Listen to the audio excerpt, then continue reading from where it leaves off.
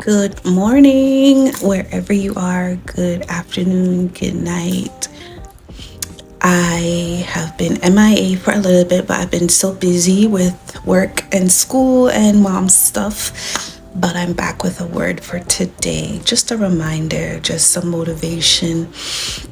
I have been reading in First John, and it just keeps reminding me of how important it is to love. First and foremost, we are called to love as a body of Christ. And I think people often forget that even when people are struggling in their sins, in their iniquities, we're called to love one another, love your brothers and sisters in Christ.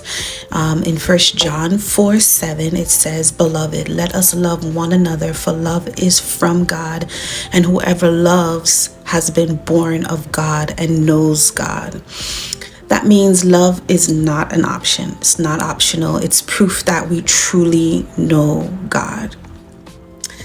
I was talking to a friend recently who's been fighting some personal battles, really trying to turn things around. And I'm truly so proud of the progress that they've made. It reminded me that love is not judgmental. Love helps people heal. In Romans 2:4, it says, "It's God's kindness that leads us to repentance." If God's kindness draws us back, then our compassion can do the same for others. And honestly, I've had to learn that in my own walk as a mom, as a friend, as a believer. We're not called to agree with sin, but to love people through their struggle. In Galatians 6:1, it says, "If anyone is caught in sin, you who live by the Spirit should restore that person gently." That's what Jesus did.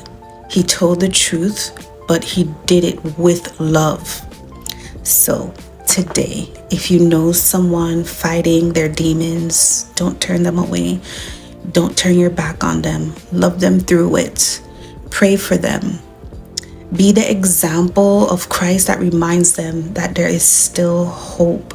Because in 1 John 4:21, it says, "Whoever loves God must also love his brother." Real love doesn't compromise truth. It lives it out, and it points people back to the one who can change every heart. Peace and love.